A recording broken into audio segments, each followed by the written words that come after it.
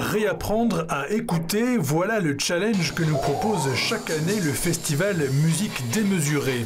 Pour sa 15e édition, 24 élèves issus des sections coiffure, esthétique et hygiène du lycée professionnel Marie Curie ont choisi de le relever sous l'impulsion de leurs professeurs bien sûr, mais également de l'Institut de recherche et coordination acoustique musique, l'IRCAM du Centre Pompidou à Paris.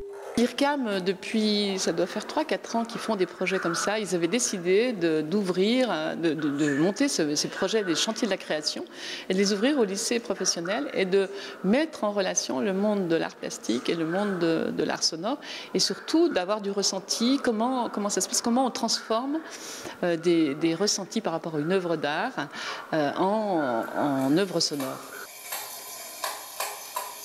Le résultat, exposé au musée d'art Roger Quillot, est une composition sonore étonnante inspirée par cette sculpture de Roland Cogniet. Les élèves sont venus voir la sculpture, ils ont fait part de leurs impressions, de ce que ça leur évoquait.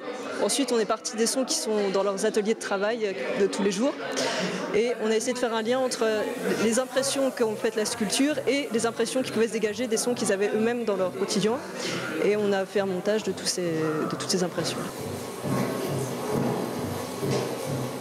On veut que tout le monde profite de ce festival, ouvre ses oreilles, parce qu'en fait la création musicale d'aujourd'hui, elle est multiple.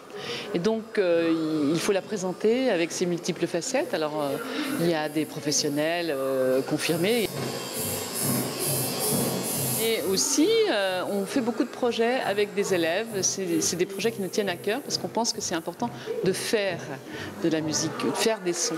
Faire, défaire et refaire une œuvre classique pour n'en garder que la structure essentielle, voilà ce que proposait pour sa part le percussionniste Tarcisio Molinaro. Invité par le conservatoire Emmanuel Chabrier, il présentait une relecture du Sacre du printemps de Stravinsky, œuvre phare à l'honneur dans ce festival qui célébrait son centenaire. C'est le talent des personnes qui font ces réductions que d'être capable de restituer l'intégralité des messages, quelle que soit la formule. Alors justement, voilà, je pense que pour Futabec, le Sacre du printemps n'aurait pas fonctionné.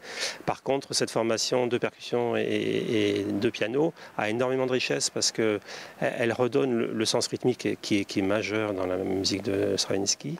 Et on a toute la richesse harmonique qui est celle des deux pianos. Donc on a là vraiment quelque chose de vraiment intéressant.